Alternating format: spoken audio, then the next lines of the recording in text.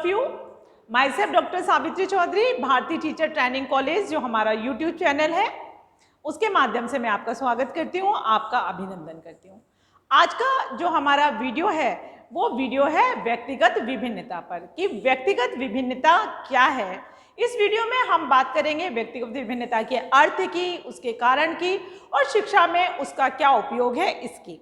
चलिए इस बात को हम आगे बढ़ाएं, उससे पहले मैं आपको ये बता देना चाहती हूँ इस टॉपिक का चयन स्थानीय महाविद्यालय के द्वारा इसलिए किया गया है क्योंकि ये बीएड प्रथम वर्ष, द्वितीय वर्ष, डीएलएड प्रथम वर्ष, द्वितीय वर्ष सभी में ये सैद्धांतिक पाठ्यक्रम का एक महत्वपूर्ण अंश है। अब हम देखेंगे रीट के एग्जाम भी हमारे पास में आ रहे हैं, रीट के दृष्टिकोण से भी हम इस टॉपिक पर बात कर सकते हैं। चलिए अपनी बात को आगे बढ़ाते हैं, ज़्यादा समय नहीं लेते, व्हाइट बोर्ड पर आते हैं। व्हाइट बोर्ड पर स्किनर की 2 लाइनें पढ़ते हैं और उसमें लिखा हुआ है कि किसी भी व्यक्तित्व के कोई से भी पहलू, जब किसी भी पहलू की हम बात करते हैं, व्यक्तित्व का कोई भी पहलू जिसको मापा जा सकता है, जिसकी जांच की जा सकती है, उसको हम व्यक्तिगत विभिन्नता के अंतर्गत शामिल कर सकते हैं। अब ये यहाँ पर क्लियर हो गया। हम बात करते हैं व्यक्तिगत विभिन्नता के कारण की। व्यक्तिगत विभिन्नता के 2 प्रकार के हम कारण मान सकते हैं, आंतरिक और बाहरी। लेकिन अभी हम सामान्य कारक पे बात करेंगे, सामान्य कारणों पर बात करेंगे। सामान्य कारणों में जहां भी आंतरिक आएगा मैं आपको उसका डिटेल बताते हुए आपको ये भी बता दूंगी। सबसे पहले बात करते हैं शारीरिक विभिन्नता की, और यह आता है बाहरी कारणों के अंतर्गत, क्योंकि जब हम कहते हैं शारीरिक विभिन्नता तो हम बात करते हैं शारीरिक संगठन की, उसके आकार की, उसके स्वरूप की, उसके भार की, उसके लंबाई की, उसकी कद काठी की, उसके सौष्ठव की। तो ये सब हमें बाहर से दिखाई देता है। कॉम्प्लेक्शन की बात करते हैं तो कोई काला है, कोई गोरा है, कोई सांवला है, किसी के बाल लंबे हैं, किसी के छोटे हैं, कोई बॉय कट है, कोई चोटी वाला है, कोई जूड़े वाला है। आप देखेंगे हमेशा हमें कुछ ना कुछ शारीरिक स्ट्रक्चर में अंतर दिखाई देता है। और यहाँ पर हमने बाहरी कारण इसको इसलिए माना है क्योंकि प्रत्यक्ष रूप से एक व्यक्ति के शारीरिक विभिन्नता और दूसरे व्यक्ति की शारीरिक विभिन्नता को व्यक्ति देख सकता है, आपस में उसकी तुलना कर सकता है, उसमें अंतर कर सकता है।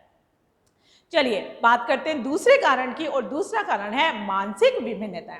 जब मानसिक विभिन्नताओं की हम बात करते हैं तो हम कह रहे हैं आपसे कि मानसिक विभिन्नताएं व्यक्ति में होती हैं और ये आंतरिक कारण है, इसे आप देख नहीं सकते लेकिन आप इसे महसूस कर सकते हैं, आप इसे फील कर सकते हैं, आप इसे समझ सकते हैं।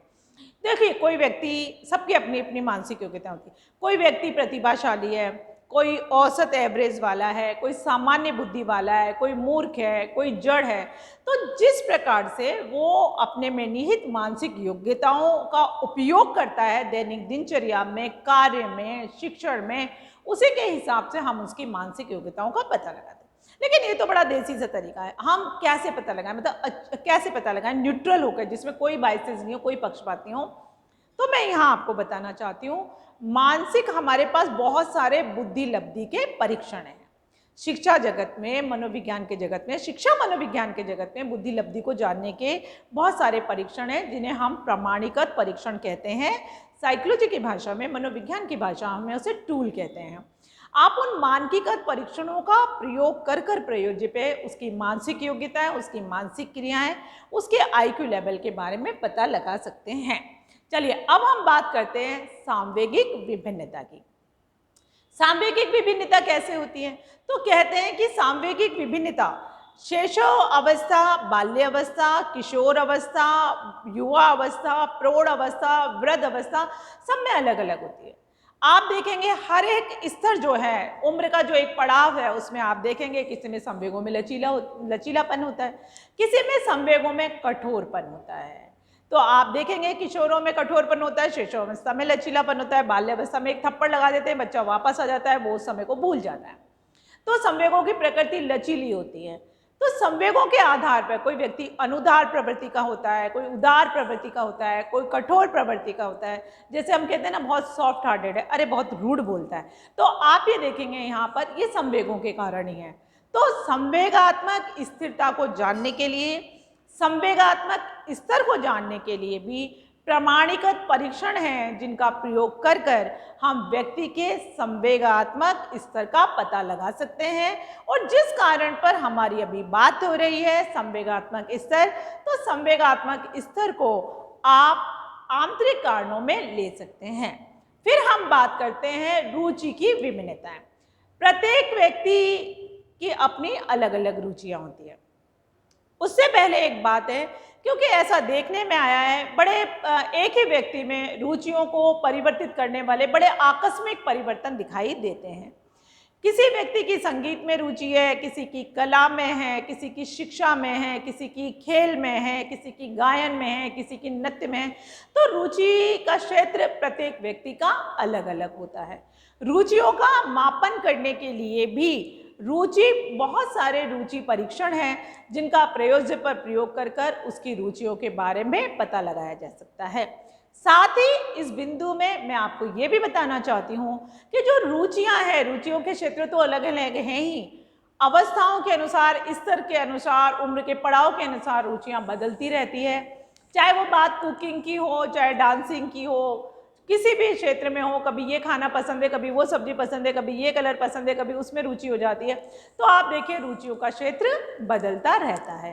चलिए अब हम बात करेंगे यहाँ पर दूसरे प्रकार की, मतलब विशिष्ट योग्यताओं की विभिन्नता। हर एक व्यक्ति में विशिष्ट योग्यताएं नहीं पाई जाती।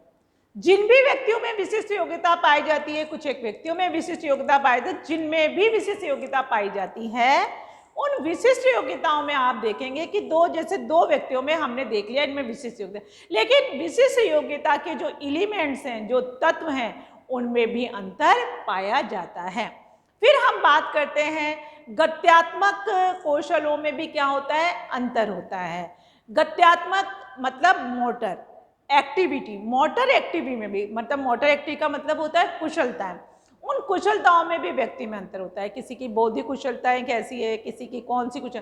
अब देखेंगे किसी भी कार्य में दक्ष होना, कौशल होना, किसी भी कार्य को करना, किस तरह से वो अपने कार्य को संपादित करता है, कैसे वो पूर्णता की ओर बढ़ता है, उसमें भी यहाँ पर बहुत अंतर पाया जाता है। प्रत्येक व्यक्ति का है, जैसे देखिए आप ड्राइविंग है, स्विमिंग है, तैर रहा है, तैरना भी एक कौशल है, एक कला है। जब आप स्विमिंग सीखते हैं उसमें अपनी दक्षता साबित करते हैं, पूर्णता साबित करते हैं। तीरंदाजी, ये बहुत सारे आपका स्किल है। आपको खाना अच्छा बनाना आता है, आपको सर्व करना बहुत अच्छा आता है, तो आपके पास क्या है, ये कौशल है। इन कौशलों में भी बहुत अंतर हर एक व्यक्ति में दिखाई देता है।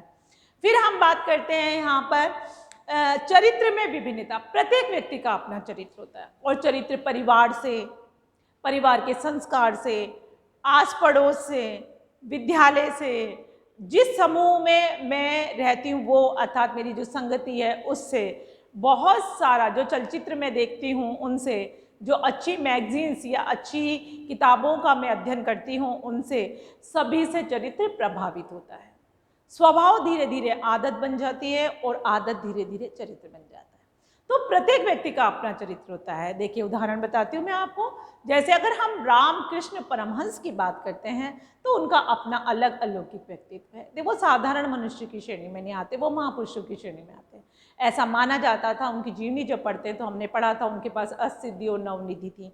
इतना सब कुछ होने के बाद, इतना सब कुछ होने के बाद, मतलब मैं इस वाक्य को दोहरा रही हूँ, उसके बाद भी व्यक्ति बिल्कुल संसार में एकदम बिना स्वार्थ के, बिना मग्न हुए, बिना लीन हुए अपना जीवन यापन कर रहा है।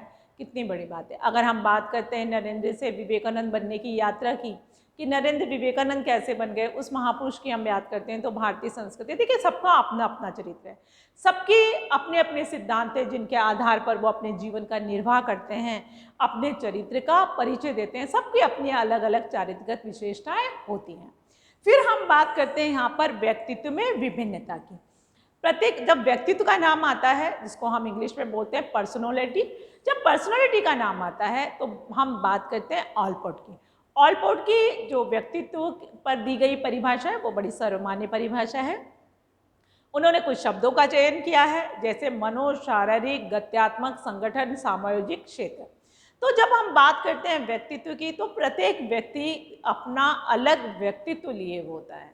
जब व्यक्तित्व की बात करते हैं तो उसमें शारीरिक योग्यताएं, क्षमताएं, कुशलताएं तो आ ही जाती हैं, मानसिक योग्यताएं, मानसिक क्रियाएं, मानसिक क्षमताओं का भी समावेश होता है और हर एक व्यक्ति के व्यक्तित्व पर वंशानुक्रम और वातावरण दोनों का प्रभाव पड़ता है। फिर हम बात करते हैं यहाँ पर विचारों में विभिन्नता की। प्रत्येक व्यक्ति के विचार अलग अलग होते हैं, प्रत्येक व्यक्ति अपने अलग अलग विचारों के साथ में अपना जीवन यापन करता है। कोई रूड बोलता है, कोई सॉफ्ट बोलता है, कोई अच्छा बोलता है, कोई धीमा बोलता है। किसी के विचार किसी सैद्धांतिक किसी शैली से या कार्यशैली से, शासन पद्धति से, किसी से भी संबंधित होते हैं, तो विचारों में भी भिन्नता पाई जाती है। चलिए अब हम चलते हैं व्हाइट बोर्ड की ओर और देखते हैं कि किस तरह से कारणों को बताया गया है और अर्थ क्या बताया गया है। देखिए यहाँ पर स्किनर महोदय ने व्यक्तिगत विभिन्नता का अर्थ बताया है और बताया कि व्यक्तिगत विभिन्नता में संपूर्ण व्यक्तित्व के वो सभी पहलुओं को सम्मिलित किया जा सकता है जिसका कि मापन किया जा सके। फिर आते हैं हम कारण पर। व्यक्तिगत विभिन्नता के कारण में हमने बात की शारीरिक विभिन्नता की, मानसिक विभिन्नता की, संवेगात्मक विभिन्नता की, रुचियों में विभिन्नता की, विचारों में विभिन्नता की, सीखने में विभिन्नता की, गत्यात्मक योग्यताओं में भिन्नता की, चरित्र में भिन्नता की, व्यक्तित्व में भिन्नता की, विशिष्ट योग्यताओं में भिन्नता की। चलिए हम एक बात का और डिटेल करते हैं, सीखने में भिन्नता।